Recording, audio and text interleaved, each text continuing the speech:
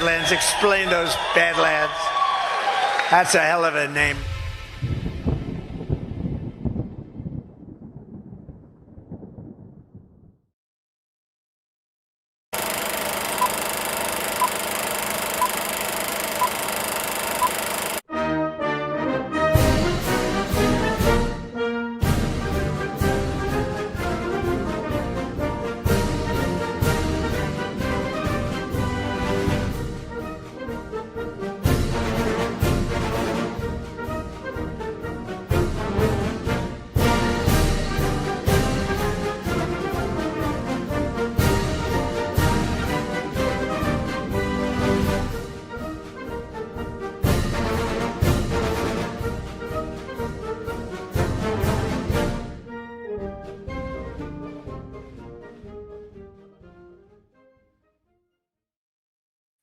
Good evening and welcome to the No Treason Podcast. This is episode 10. I'm your host, Jonathan Drake, and ladies and gentlemen, we are actually live. This is not pre-recorded.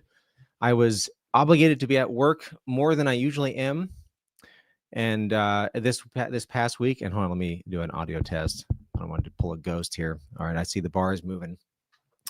I had to be at work more than usual this week, and so I lost opportunity to do recording, and then I was on Rug Pull Radio on Thursday evening. Let's see, many of you were there for that. If you haven't seen it, I certainly recommend you check it out. But if you're a regular on this show, it's not going to be something that you've not already heard a whole bunch of. But then I also, as far as getting my notes ready, I've been working on my notes even up into the last few minutes because there's so much material. It's this, like you start pulling on a thread and more threads start popping up, and it was hard to even coalesce everything into a tellable narrative, but we'll see how it goes. Also, I'm kind of doing live as an olive branch to Ash, because she wasn't mad. She was just disappointed that I didn't call G a retard on his own show. And apparently I was too agreeing with him. But that's all right. Anyway, yes, Beth, we are live. Okay. Last week we covered section 19, in which Spooner explained a Civil War narrative that is very different from what we all grew up with. And sidebar, I'm not going to look at chat a whole lot. I've literally written in my notes to check chat and to see how you guys are doing. But if I look over there too much, I'm just going to completely get derailed, and I'll lose it. And then this will be like a 2-hour broadcast because I'll just be completely distracted, which, by the way, I was given permission to not have a hard cutoff at 8:00. So I think we'll end up going over anyway, even if I didn't get distracted by the chat. So, in short, we were talking last week about the narrative of the Civil War that Spooner presents is different from what we grew up with. And in short, he claims that the North was financing the South's slaveholders, but the price they were demanding for their financing, which was de facto totalitarian control over the Southern economy and ultimately over the entire country, was too steep of a price. And once it was apparent to the South that they were to be marginalized as essentially the serfs of the North, they seceded. One thing Spooner leaves out of his analysis is the role that tariffs played in the decades leading up to the Civil War. But we'll see a little bit tonight how they only serve to prove his point even further of a North determined to financially and politically strong-arm the South in the pursuit of a federal government that was the exact embodiment of everything we are told that the anti-federalists during the Constitution's ratification warned us against, provided their complaints were properly recorded. But assuming that they are, everything that they warned against, that's what essentially the North was trying to become and ultimately ended up being able to become. The Northern loan mongers, out of their own financial interests and not any love of liberty for the slave, lent, or anyone else, lent money to the U.S. government to conduct a war to bring the South to heel, covering 80 to 85% of the total cost of the war, ballooning the so-called national debt. And of course, Spooner had plenty to say about the national debt being an absolute lie, considering the fact that none of the people alive at that time would have actually consented to such a thing.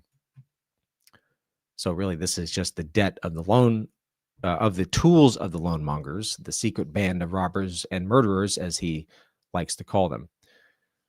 So the end result of the Civil War was that financial, political, and economic power was consolidated in the northern states through a domineering federal bureaucracy, and instead of a small percentage of the population being enslaved, now the entirety of the U.S. citizenry found themselves and their progeny forever bound by twisted notions of honor to be tax slaves to these blood money loan mongers. It was in this emerging world that Spooner wrote his essay that we've been covering and found alarming confirmation of his political philosophy that he had developed over the previous 30 years of his life in the actions of the federal government during the Civil War. Spooner levels some pretty specific claims. And of course, the question is there any basis in reality to any of them? So tonight, we're going to wrap up our exploration into the No Treason essay with the appendix, which is very short. It has that awesome quote that I've used a number of times. And then we'll look at whether or not Spooner had any justification to accuse the northern states of being so barbaric and hypocritical. We'll talk about why it even matters, what caused the Civil War. And then by zooming out to get kind of a larger historical view, we'll see why those causes have direct relevance for us today. But first, we have some ads. And I'm not entirely sure how to do this one, so I'm just going to play the video and see how it goes. You deserve more than sluggish mornings and blood sugar spikes. Discover the simple daily system that helped so many regain health without dieting or exercise routines. 2 easy-to-take daily drinks. A brain-boosting, appetite-suppressing morning blend that ushers in energy and clarity. A hearty, fiber-packed pre-meal drink that stabilizes blood sugar, aids digestion, and fights cravings. It's a gentle, science-backed path to improved metabolism, renewed vitality, and lasting weight control. Feeling better starts with this simple 2-step daily protocol. So if you're feeling sluggish, can't lose weight, or you're just tired of the hold Big Pharma has on you, head over to badlandshealth.com to get started today. You've got nothing to lose with their 90-day money-back guarantee. You know about Vanman taking down big toothpaste with all natural oral care, right? It's the perfect time to grab the dental care bundle to gift. Vanman's tooth powder is loaded with minerals like eggshells and bone, and combined with pulling oils and peppermint aloe mouth rinse. It's truly the ultimate fluoride-free dental hygiene bundle that saves you 25% off the individual prices. And the van never stops. Introducing Vanman's new Pearl Eye Cream and Sweet Onion Shampoo. Head over to badlandsmedia.tv/Vanman to see what's new. That's badlandsmedia.tv/Vanman. And I have to say, a Sweet Onion Shampoo has me interested, mostly out of curiosity, because I can't imagine onion smell being a smell that I would want to lather my body with, but I'll leave that up to you all to decide. And we've got, lastly, soft disclosure. Soft disclosure just dropped new favorites for the season. The lotion, your 5-ounce favorite, is still here. And now we've added full 11-ounce bottles. New lavender tea tree deodorant, clean, calm, and effective. New tallow bars, chamomile lemon rose, and naked. Rich moisture that actually works. And on Black Friday, the new arrivals land.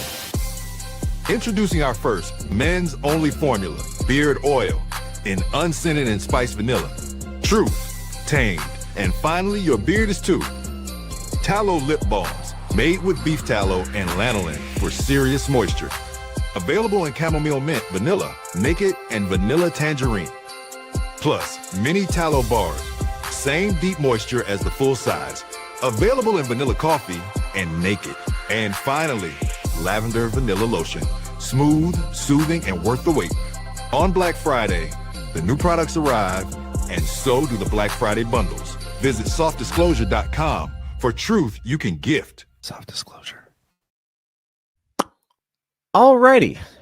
Checking the chat during that, and I see people hopping and buzzing. It's pretty cool. And now I will go back to focusing on my stuff here. All right. Speaking of the chat, last week, Melindy dropped a $5 rant, wondering if you are aware of author and historian from Abbeville Institute, Brian McClanahan. I recently discovered him and believe he mentions Spooner in his material. So I had not heard of him, so I looked him up a little bit. And it's encouraging when you start digging into some of these topics to find a number of researchers who have uncovered similar causes for the political turmoil during the 1800s. Of course, in my opinion, none seem to have such a comprehensive grasp as Spooner does, but still, I'm always in favor of anyone bringing Spooner into the conversation, and from what I could see, McClanahan is doing that, so props to him for that. Tattoo teacher dropped $10. Jonathan, I truly appreciate, even when late to class, the diligent look into these principles. Thank you so much for your time, and thank you for the rant, and certainly hoping to see you again at GART, either spring or Deadwood. Still waiting on those spring dates. Polymathenon for $10. Thank you, as always, for walking through these principles. Thank you, brother. There's some other comments that I wanted to touch on.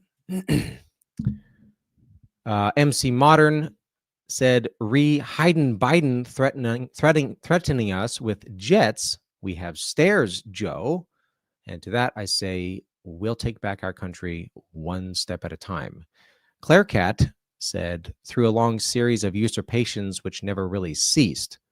And that's exactly right. It's tempting to think that after the revolution, America entered a period of many decades of total peace and freedom, threatened by the War of 1812, when our flag was still there. But from day one, the Constitution gave license that was used to plunder and tyrannize the people, albeit in gradually increasing fashion. If you think about it, what else would compel millions of people to brave the unknown West and leave the comforts of civilization on the East Coast and head for the frontier? And if you think about it, it's probably the same types of things that compels all of us to ask uncomfortable questions and be willing to be ideologically separate from our friends and neighbors and family, from the whole normie sphere, to endure being censored. Thankfully, I've not really, to any extent, other than even within family. Like I can't talk about certain things with certain members of my family because those topics are taboo. So in our much less adventurous way, but still meaningful and impactful way, we also leave the comforts of civilization. And so I would say that in the context of long series of usurpations, yeah, they never stopped. They just changed hands, as it were. Keith O'Higgins said, after you're done with Spooner, you should do Locke and even Montesquieu. I don't think I will touch on those guys, since at the outset of my show, I briefly covered social contract theory and came to the conclusion that I think it's the concept itself, and therefore the writers that were pushing it, were a historical version of controlled opposition. So that places Locke, in my mind, squarely in the mold of someone like a modern day, like think of Charlie Kirk or any of the Con Inc. influencers. Even Scott Pressler. So I'll take a hard pass on that. Keith O'Higgins also said property rights goes back to Abraham paying 400 shekels of silver to Ephron for his family's burial plot. Everything is contract law after the purchase. Get a Jew on the blockchain. So the trial by jury series, which I hope will start next week. I might take a break next Sunday. I got a bunch of stuff coming up this week. I don't know, we'll see. That's my plan is to have an episode next weekend, but tune into my Telegram channel t.me/the No Treason Podcast for updates on that. I'll make announcements as I find out. But that series, the trial by jury series, will veer into a more thorough discussion on property rights, and I'll make the case that they were already ancient by the time Abraham was kicking around. And also, he was not a Jew. So let's get our facts straight. Keith O'Higgins, finally, he says the Panic of 1837 was caused by the cotton market collapse, the antithesis of cotton picking good. This actually will be a major focal point tonight, so buckle up. And how are we doing over here? Claire Cat, nicely done, Jay Drake, one step at a time. Thank you. Appreciate that. All right. So let's begin with the appendix. So we're finishing out the No Treason essay, and here is the appendix. Inasmuch as the Constitution was never signed, never agreed to by anybody as a contract, and therefore never bound anybody, and is now binding upon nobody, and is, moreover, such an one as no people can ever hereafter be expected to consent to, except as they may be forced to do so at the point of a bayonet, it is perhaps of no importance what its true legal meaning as a contract is. So, of course, his point here is that there's almost no reason in, as Chris Paul would say, learning all the facts and details of a complete and total fiction. That's kind of Spooner's point here. He goes on. Nevertheless, the writer thinks it proper to say that in his opinion, the Constitution is no such instrument as it has generally been assumed to be, but that by false interpretations and naked usurpations, the government has been made in practice a very widely and almost wholly different thing from what the Constitution itself purports to authorize. He has heretofore written much and could write much more to prove that such is the truth. But whether the Constitution really be one thing or another, this much is certain, that it has either authorized such a government as we have had or has been powerless to prevent it. In either case, it is unfit to exist. See, Ash just dropped a $5 rant to tell us that today is the anniversary of Delaware being the first state to ratify the Constitution. Did you plan that? And no, I did not. So that's kind of cool. Maybe the simulation winking at us a little bit. All right.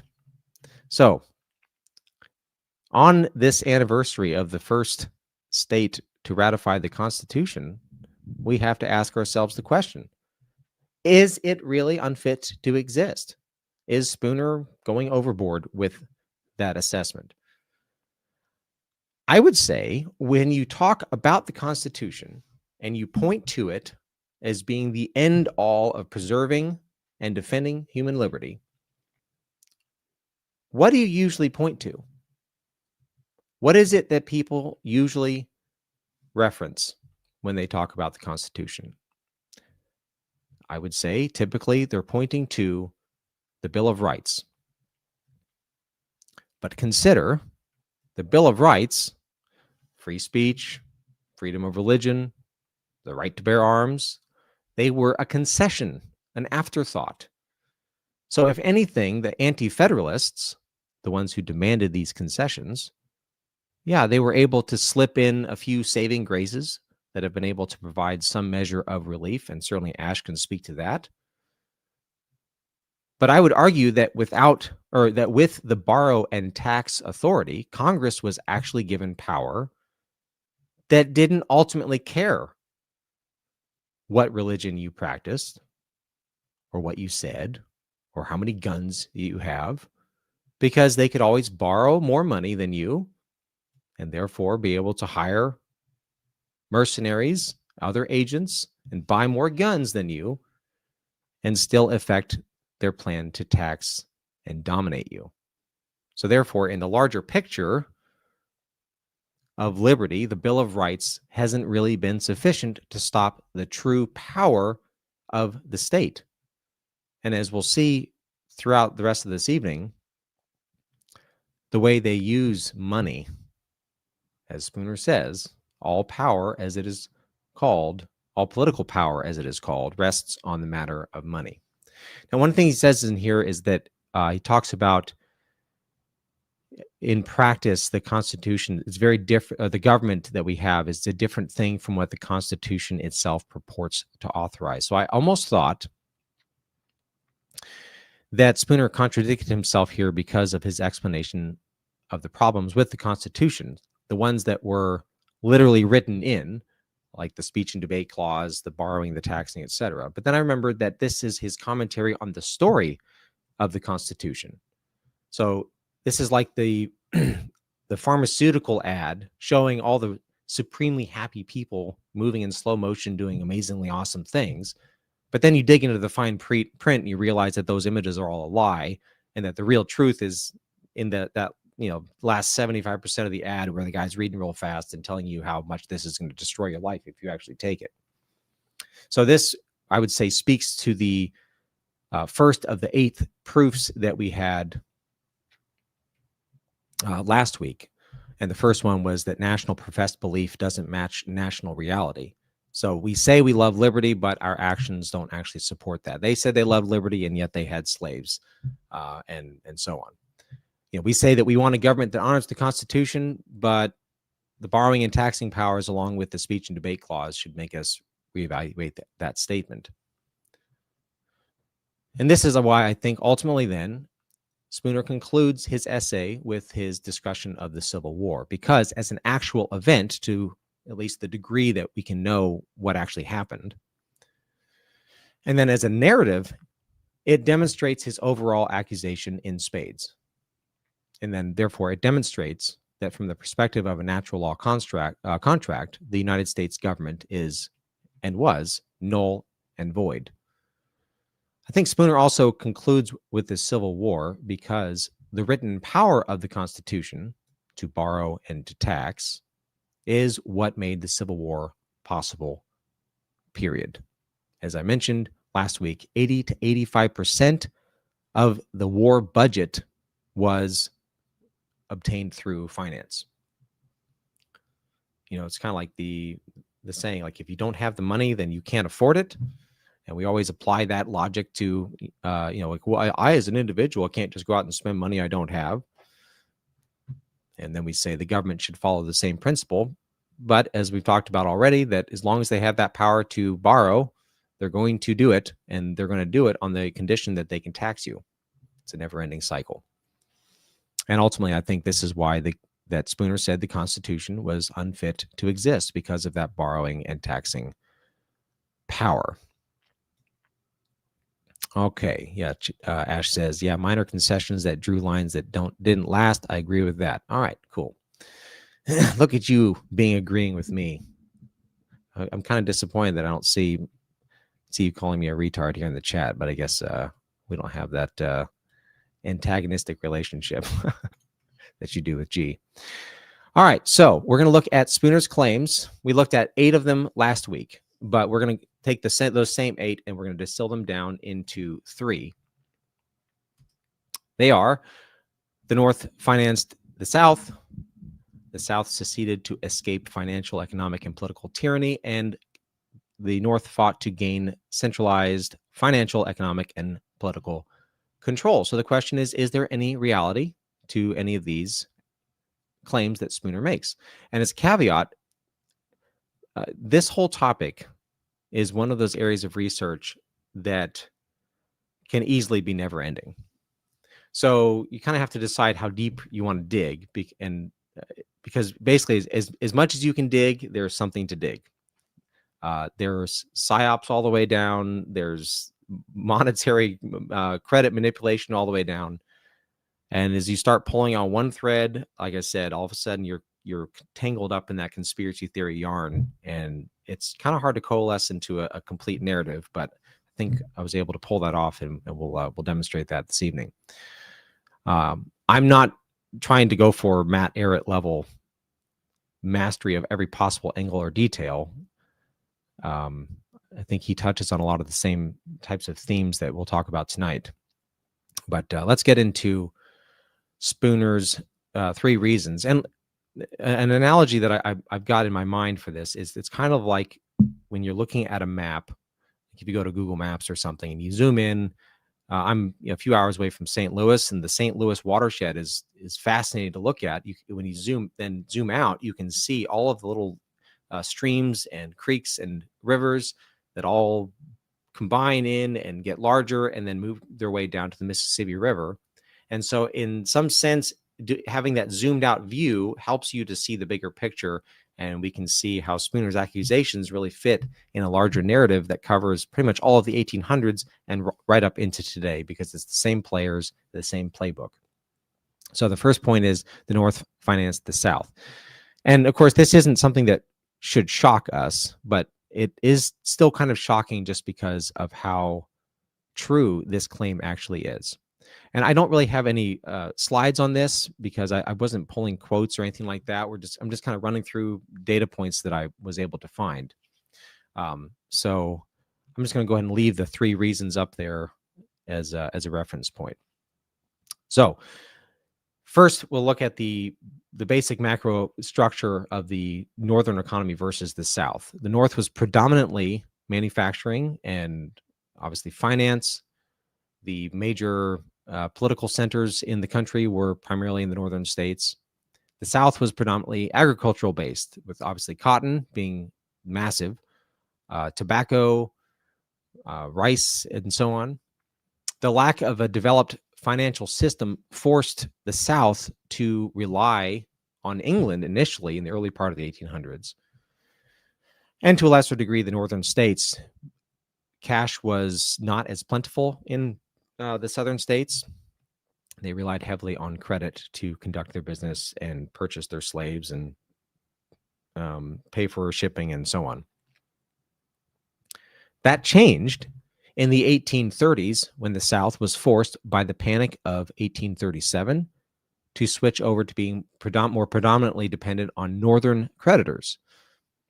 This financial relationship made them interdependent, that is, the North and the South, to the point that the fall of one meant ruin for the other.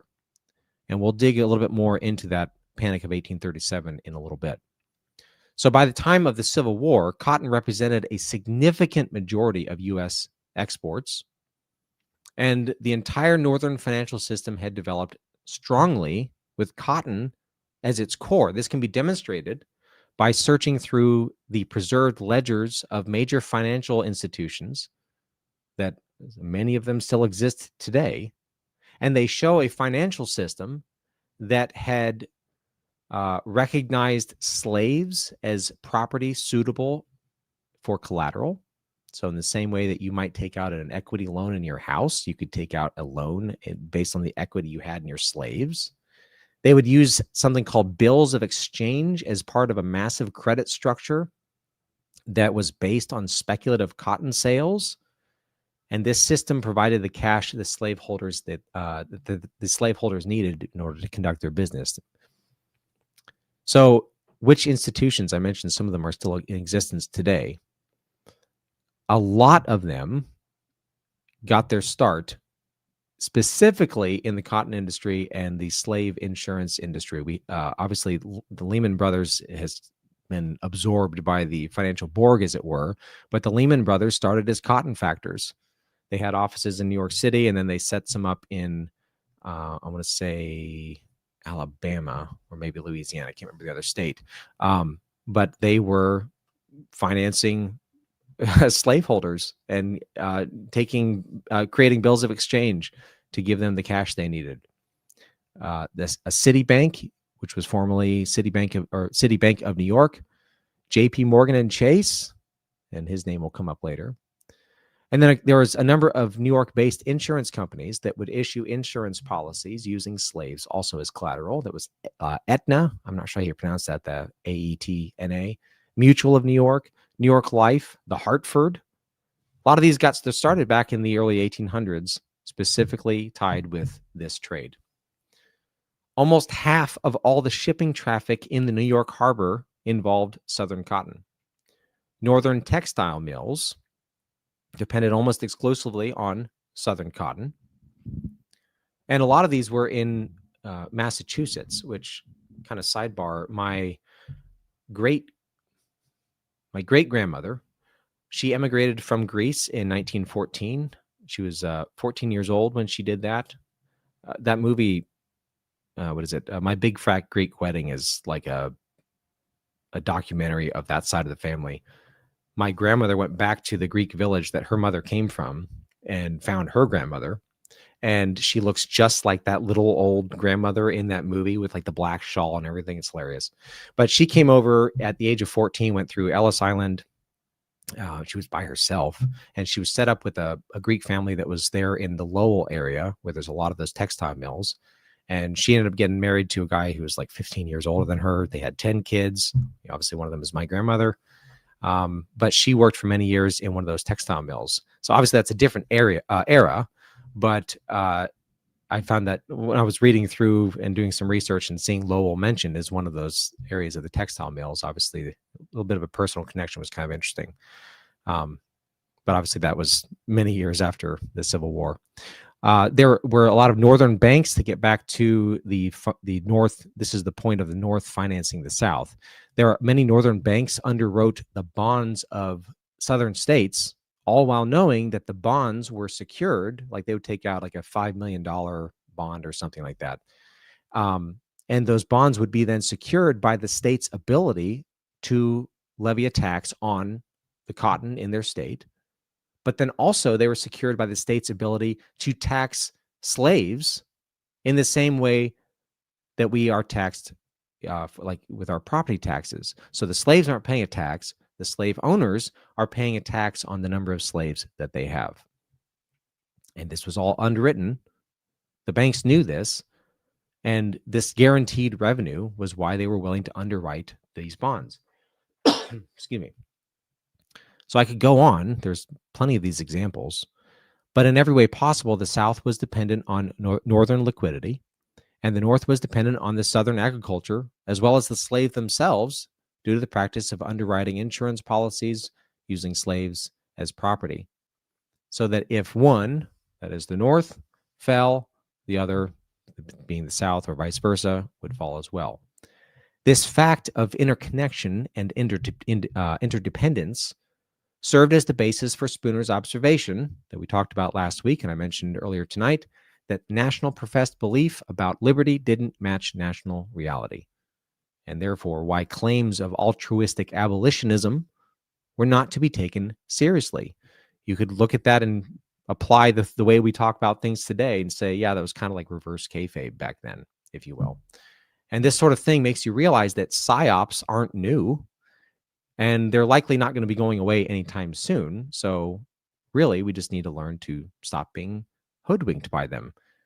And one of the ways of doing that is as you're reading through history and you have a framework of being able to understand and sort of see through all the BS, you can not be hoodwinked by the psyops back then. All right. I see Tattoo Teacher in the chat. Welcome. Lizzie Boston, Skeptical, Eleanor, Ready Whip 426. Matt, good to see you. We're live tonight. Don't get used to it. This just happened to work out with my schedule. All right. Number 2, the South seceded to escape financial, economic, and political tyranny. The high price the North demanded. And what was the price they were demanding? To monopolize Southern markets to maintain their industrial and commercial control over the South. So it wasn't just financial control that concerned the South. Yes, PJ Corrigan, I am live this evening. Tariffs were a large feature of the Northern political aims, and they featured heavily in Southern complaints about being disenfranchised in their participation of the Union. So in the decades preceding the war, there was constant tension between the North and South over protectionist tariff policies that, in spite of language about preventing European influence, There's the concept, really, a psyops popping up there, and controlled opposition.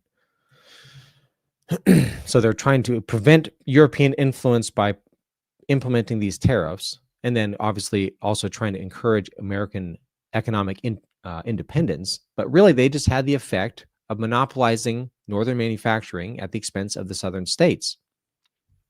Multiple states in their declarations of secession, those that actually had official declarations, but there's also in the states that didn't, in their own House legislative bodies or state legislative bodies, they had many speeches to that effect, complaining about the tariffs. And they would present them as a reason for, we need to get out of the union because these are predatory on us, because the tariffs were primarily on imported manufactured goods. And that's how it served as a protection for northern manufacturing.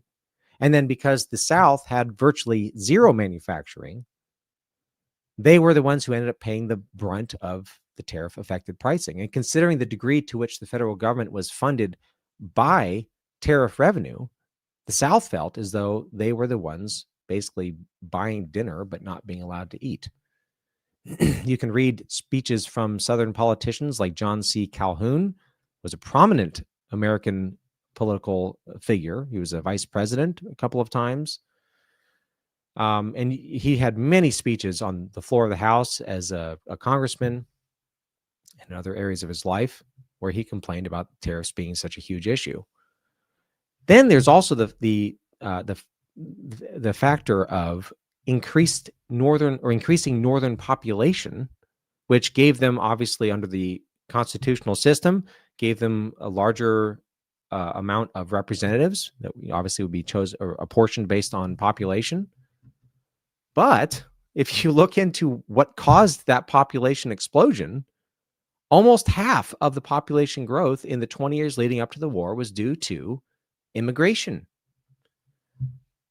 BB and Chris on Badlands Story Hour did the Gangs of New York, and that was an issue that was brought up.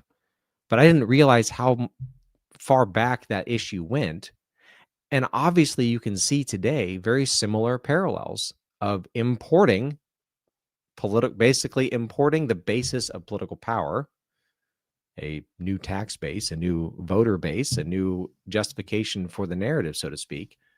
And that same playbook was going on 20 years before the Civil War. And if you think about, the people chomping at the bit and talking about, notions of civil war today, which I certainly don't advocate for any sort of military or any sort of armed conflict, but you can see how they were creating the conditions back then using the same exact methodologies and using immigrants as a tool. And then a little bit later, I'll touch on what even prompted those immigrants to want to come here in the first place, which just like the way it is today. So obviously the increased population gave more political power to the North, which meant the South was losing its grip on being able to have much of a say on its own destiny.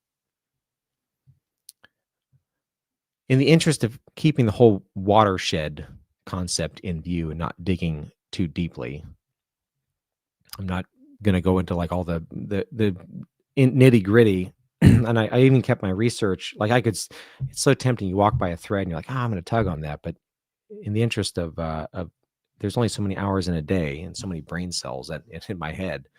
It's like, okay, I see enough of that to kind of understand what's going on. And obviously there's a wealth of research that you could do to figure out those individual areas. But to the point that the South seceded to escape the financial and economic and political tyranny, some quotes from the declarations of secession help to tell the story. So we have a quote from Georgia, and they wrote that the faithless conduct of our adversaries is consummated by the adoption of measures which declare if the South will not submit to their domination, she shall be driven from the Union, for that if she remains, her equals in number in Congress and her equals in the field and in the federal government will continue the measures of injustice, oppression, and wrong which have been inflicted upon her for the last 30 years. And it's interesting, they say for the last 30 years, because that takes us back to the Panic of 1837.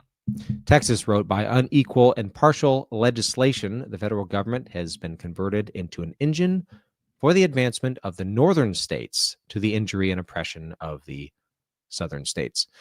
So you can find these types of sentiments not just in declarations of secession, but I've read through a number of speeches that were given on the House and the Senate floor in the U.S. Congress and the U.S. House, U.S. Senate, and there are plenty of published opinions in newspapers that Spooner would have had access to, so he would have been able to formulate his opinions based on a real understanding of what was going on in his day.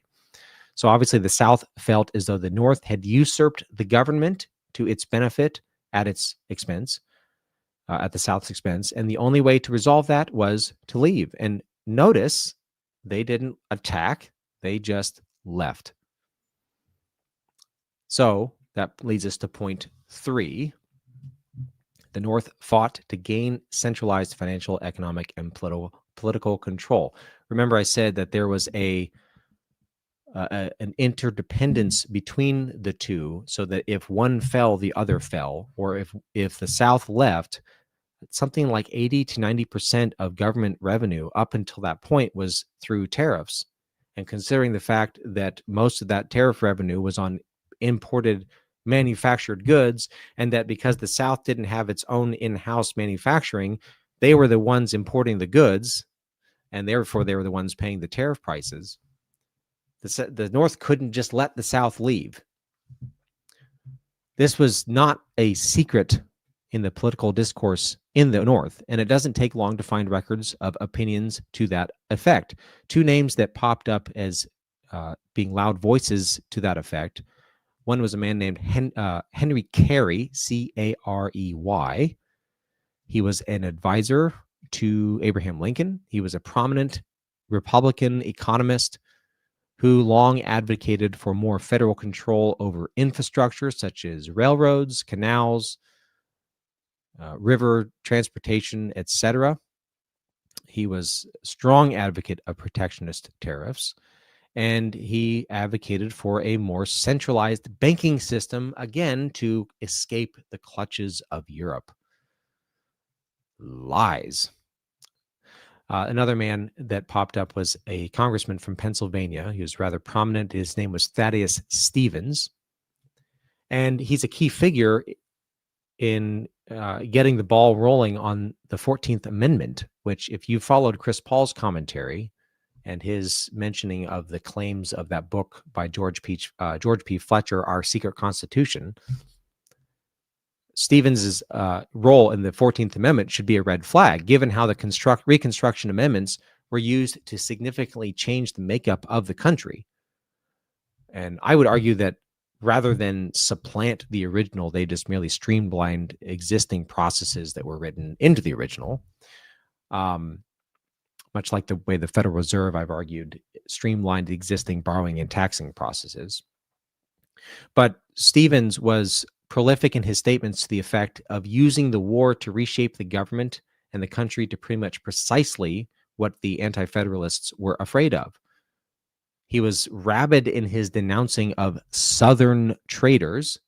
In fact, his comments in speeches on the floor of the House even, and then as well as other political gatherings, were the exact types of comments that prompted Spooner to even write his essay in the first place, feeling that he needed to defend the Southern traitors by arguing that they had not committed treason. Therefore, no treason, the Constitution of no authority. The Republican Party, which the Republican Party had basically made its platform to have a strong centralized federal government with its hands all over every aspect of American life, which was overtly achieved through the implementation of the 14th Amendment, which, again, if you want to look into how that was implemented, that's a worthwhile dig that I recommend you do on your own. And you can even apply that, I think, back to the original Constitution. I don't know that the story that we're told, it's like one of those things we talk about, like, well, they're lying here, but no, they're telling the truth over here, or they're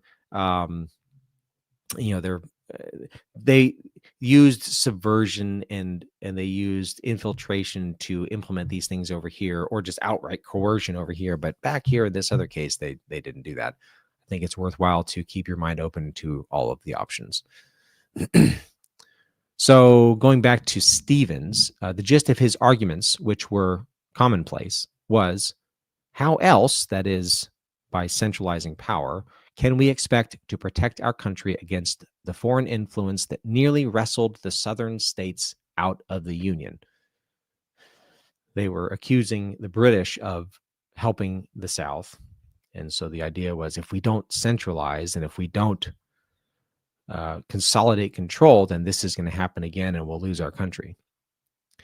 This reminds me of Chris Paul's idea, to invoke him yet again, about being wary of totally random and natural events that happen to perfectly align with pre-existing agendas.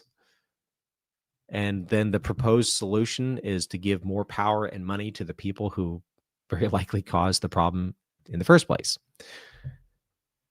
But even without any of what we just discussed with Henry Carey and Thaddeus Stevens, without specific people or specific quotes, there's the adage that by their fruit you shall know them.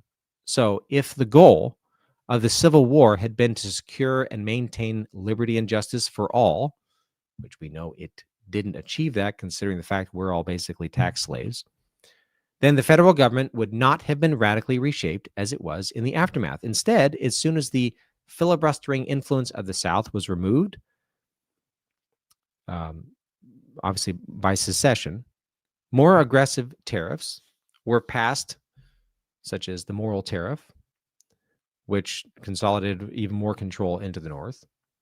Banking was then centralized with the creation of national banks. We're familiar with the concept of greenbacks, and that's touted. Even I mentioned on Rug Pull Radio that I'd seen the documentary Money Masters, which is still a great documentary, but his take on Lincoln's greenbacks, which were issued through these national banks, was that it was a way to fend off the central bankers of Europe. When I think in actuality, the result of it is that the central banking that was established by the National Banking Act, I think that's what it was called, there's maybe a couple different acts, caused the centralization of the credit structure in the United States that didn't exist as much before. And so therefore the greenbacks, even though it staved off European bankers, essentially created an outpost, because all of, as I'll get into a little bit later, all of world finance in the way that it runs through New York today ran through the city of London back then. So centralizing in the United States credit just meant you were making it easier for them to control. And Polymathenon says a red herring, and I agree. The nature of money was dramatically changed and centralized with the Legal Tender Act. This forced businesses to accept certain types of money, and such a thing it was especially egregious to Spooner. He believed that forcing anyone to take any type of money is a violation of their natural right to contract. And if you have not read his essay entitled Poverty, Its Illegal Causes and Legal Cure, I highly recommend you do so. That, or wait until I go through it, because I will absolutely be touching on that. Probably part of the Trial by Jury series, since I think it all blends nicely. Infrastructure in the country was made federal with multiple congressional acts pertaining to the railroads, and that will come up here in a few minutes. And then the Homesteading Act, these were all done in the early 1860s.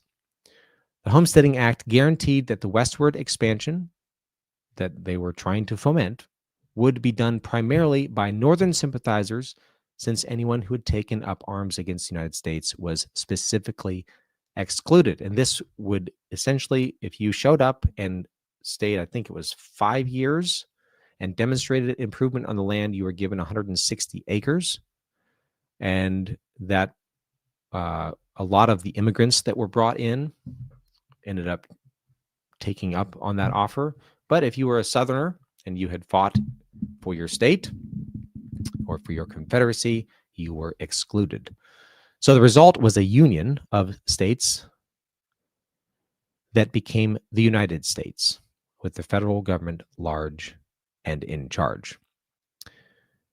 The irony is that a lot of the public reasoning behind these measures that were taken is basically as soon as the South seceded, within the first few years, they passed all these things. So the irony is that the public reasoning was to protect America, as I've mentioned before, from European or British influence, and yet without any sort of smoking gun direct evidence in the form of explicit confession, it's hard to not see the handiwork of the City of London in all of this. In fact, even though it was New York leading the charge in the financial game here in the United States, the American financial markets were deeply connected to the Bank of England. Much as I mentioned, like New York is the hub of world finance today, the City of London had its hand in everything, which I think points to a larger pattern. And I see Melinda dropped $5 in the chat. She says, Daniel Miller just sent a book off to the publisher titled The Tethered Sovereign that will justly blast Texas v. White. I'm not familiar with Daniel Miller. I'll have to check that out. And let me make sure. I wanted to make sure I pulled up the rants. And I did. Okay, good. Look at me being so responsible. Okay, so let's rewind back a little bit. And if this gets boring, I do apologize, but I find it interesting. And yes, we're definitely going to be shooting past 8 o'clock. So rewinding back to the Panic of 1837, and then we'll zoom out to sort of see the watershed picture. I'm sure this could be traced earlier, but the Panic of 1837 is a clear line of demarcation, at least in my mind, that started a domino effect that eventually led to the Civil War.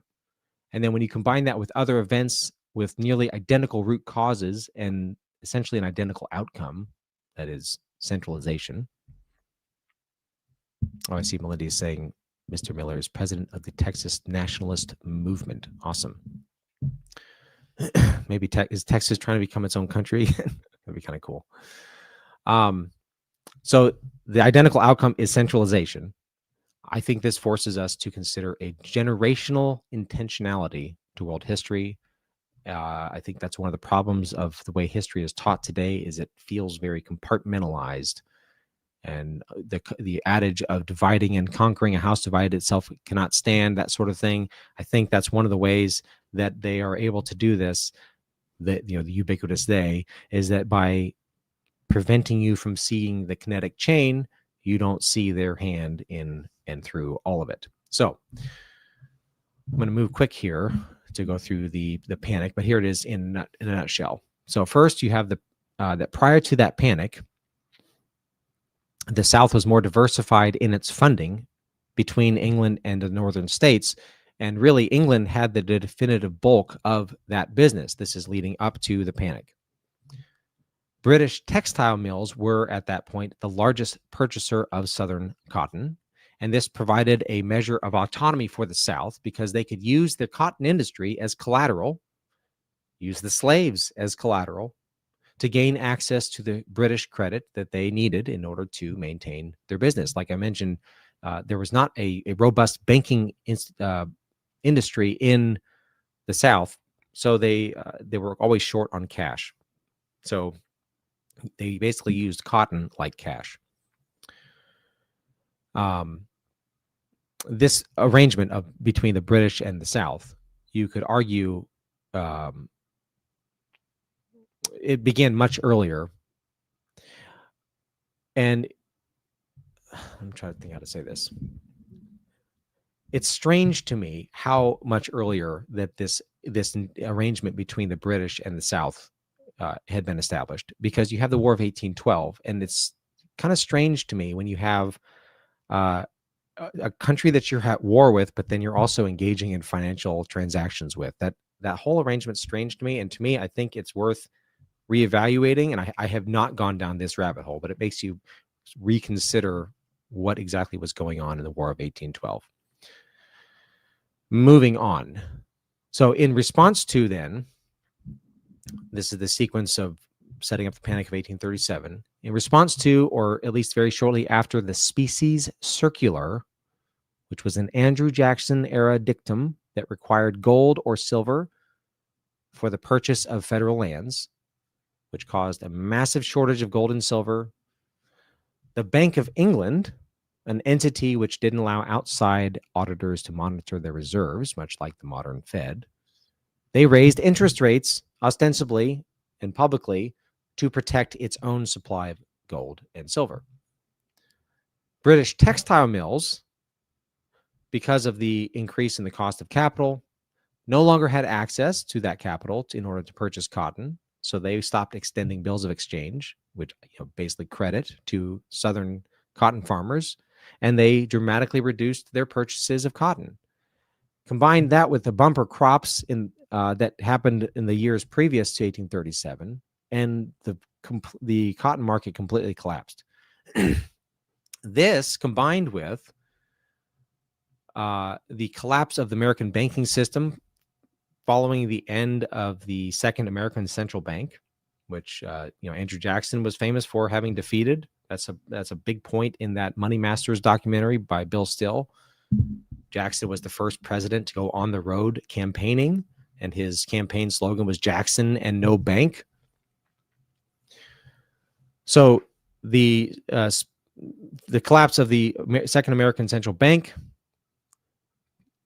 and ended up causing a collapse in the American banking system, which was due to a predictable collapse due to the fractional reserve banking that was majorly a part of there's like a big boom leading up to 1837 that actually Lysander Spooner was a part of. I mentioned on Rug Pull Radio that he was a land prospector out in Ohio, and he saw this all firsthand, that there were banks that were chartered out there that were basically operating on zero reserves, but they were getting massive influx of federal money, basically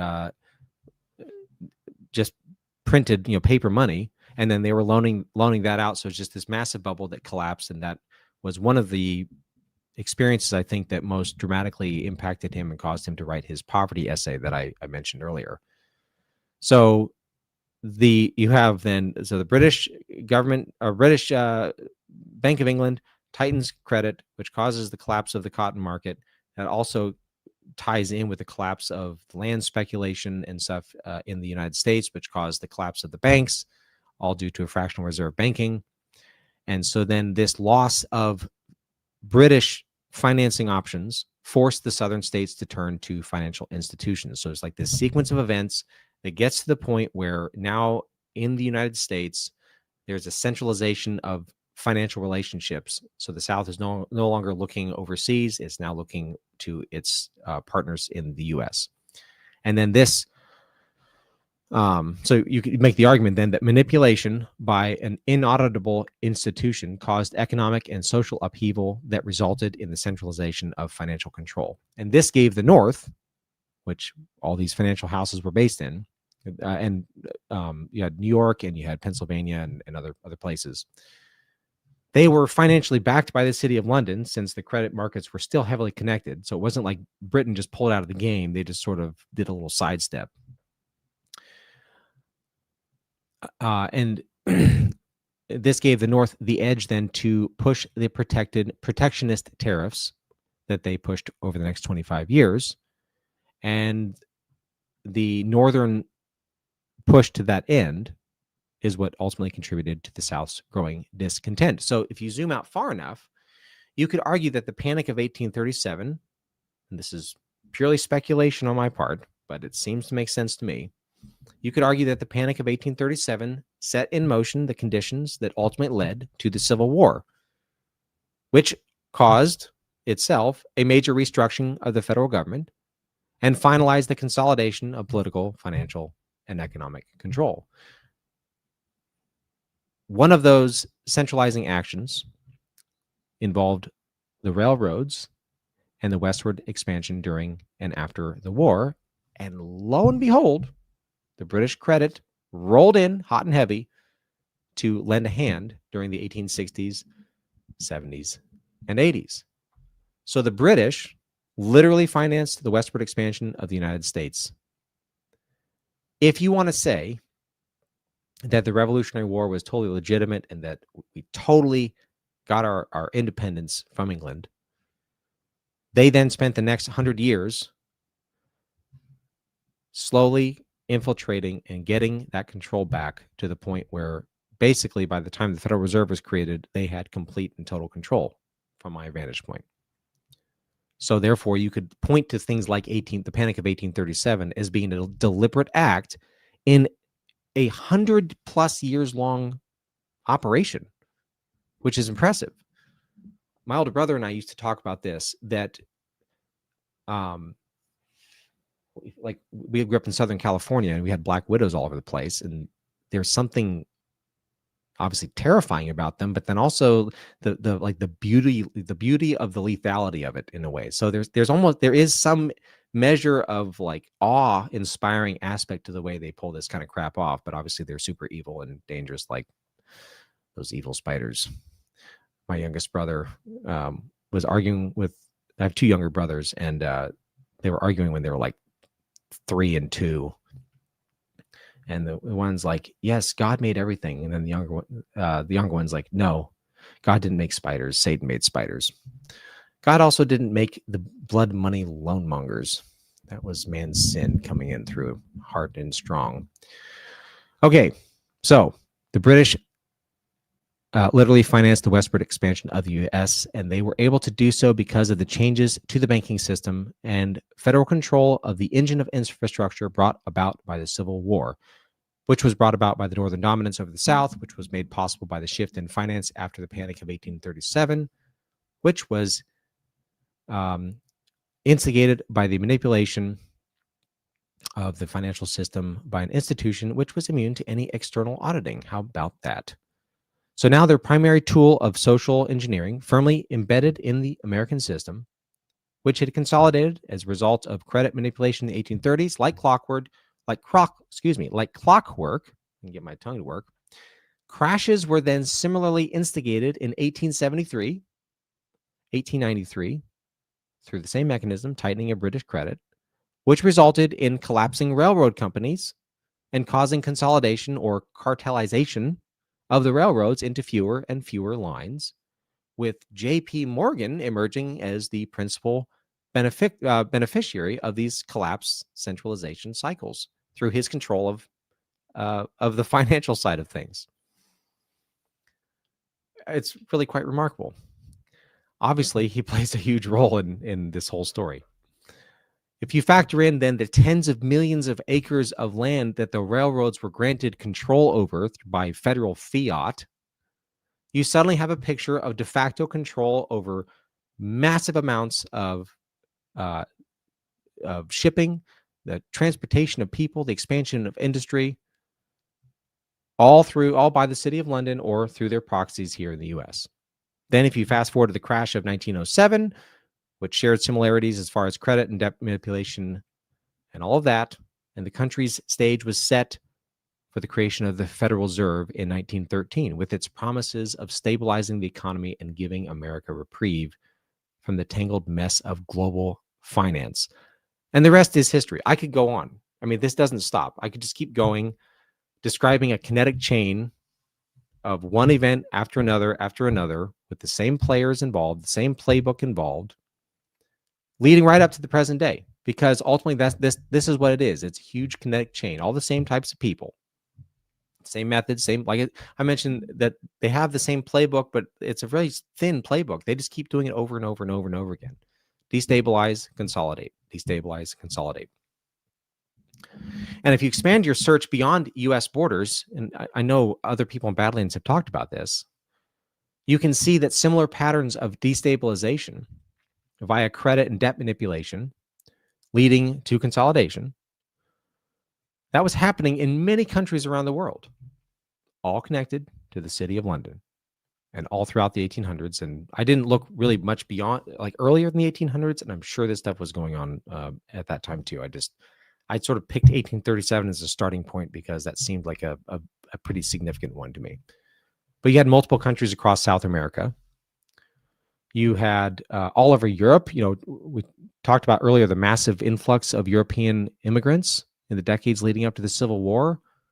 And you could argue that the political turmoil that was causing them to leave was connected to the same methodologies that they use today to disrupt countries in the Middle East and in Northern Africa and other places that are causing all these immigrants to want to come into Europe or throughout the rest of the world coming into the southern border of the United States. It's the same playbook. It's kind of boring in some way. It's exciting once you see it, but it's also kind of boring. It's like, golly, have some like creativity at least. But I guess if it works, you just keep doing the same thing over and over again. And then one of the ones that shocked me was that the Ottoman Empire was financed by the British Empire in the 1800s. And it's like, well, wait a minute. I thought they were at war with the Ottoman Empire during World War I. That was the whole Lawrence of Arabia thing. But the Turks were borrowing from London throughout the 1800s. Which, of course, makes you think, like, which this is a common thought in Badlands, but what about our history is real in the least? And maybe all of these data points are completely false too. And the whole thing is just to spin us around and make us feel like crazy, which, I'll have some thoughts on that here in a minute. Of course, this going across Africa, Asia, India, etc. When they say all wars are bankers' wars, it's so much more than that. And like I said, it's same players. You have the center of power initially, or over that time, was the city of London. But then there was obviously a shift that began in 1913 away from London to New York. But the same playbook speaks, I think, to the same generational regime, the same generational goals. And then you could argue then the country or flag that it operates under doesn't really matter. All that matters, to conclude, is what I think is Spooner's most profound observation about the nature of power in this fallen world. You probably all could quote it with me. All political power, as it is called, rests on the matter of money. These blood money loan mongers have been at this game for a long time. And at this point, it's really easy to see. That was something I was not expecting when I started digging deeply into this essay. Like I said, I've read it a number of times over the course of my adult life. But digging into it the way I have, I was not expecting to get the level of insight that was there all along. I just didn't have eyes to see it. I'm willing to stand pretty firm and say that anyone advocating that the government should be allowed to operate by borrowing, which they can only do by taxing, is either incredibly stupid or they're in on the scam, and therefore they're evil. I always give the caveat that sometimes maybe it's a little bit of both. And then I think that in our current era, and you could probably argue this was the case, I think the quote-unquote patriots have been active probably this entire time. I didn't really have time to go into like the Treaty of Cession. I think the Treaty of Cession, that's when Alaska was purchased. I think that was kind of like a patriot move, so to speak, to try to knock a dent into British control. But that's a whole nother number of episodes, I'm sure, on its own. But I think that you could argue that patriots, they also are using this system, but as the accelerationism concept and speeding up the system. What is it? Like the train being put into full speed and then the controls smashed, like in the Spider-Man analogy that Burning Bright talks about. So you could say, okay, well, they're using that system just to destroy it. So maybe I'll grant that that's maybe true. But obviously, at the end of the day, time will tell. And on an individual level, we don't have to even consent to that. But if you go back to the people who are either incredibly stupid or incredibly evil, either way, they have no business being given any of the levers of power.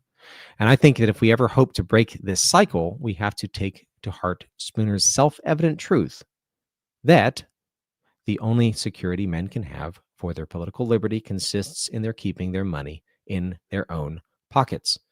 That, with the wisdom we gain from an understanding of natural law, provides the guardrails that I talked about in episode 1 for taking the power Trump talked about giving back to us, the people, and forging our own vision for protecting our liberty and putting these loan mongers out of business. Let me pull up. There was a few Rumble rants that came through that I saw that I didn't get a chance to read. Excuse me. PJ Corrigan for $10 said, just because I got to catch a show live with my pal Jonathan Drake. Thanks, brother. You are kicking ass. Appreciate it, brother. And yeah, it's kind of fun doing it live, a little bit more moving parts, but I'm okay with that. I wish my schedule would allow for me to do this more often. But Lizzie Boston 143 for $20. Jonathan, I am a Lowellian myself, and the Greek presence and culture remains completely intact. Oompa. That's great. And then AOB 22 for $10. Jay Drake, I appreciate you helping get my old mushy brain in better working mode. Blessings to you and your family. And thank you so much for that. All right. Looking ahead to next week, like I said, I might take a break. Kind of depends on a few things this week. But I go to my Telegram channel, t.me/the No Treason Podcast for updates on that. I'm going to start the trial by jury series either next week or the week after. And that's essentially just going to be a dive into natural law-based reality. And I mentioned the poverty essay. It will definitely feature pretty heavily in that. All interesting stuff, property rights and all that kind of stuff. But anyway, thank you all so much for hanging out with me tonight and letting me go a little bit long.